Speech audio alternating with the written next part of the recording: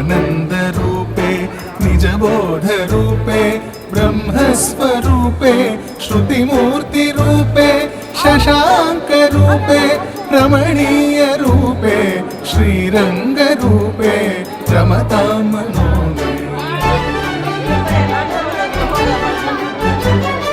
कावेरी तीरे करुणाविलोले मन्दारमूले धृतचारुकेले दैत्यान्तकाले अखिललोकलीले श्रीरङ्गलीले रमतां मनो मे।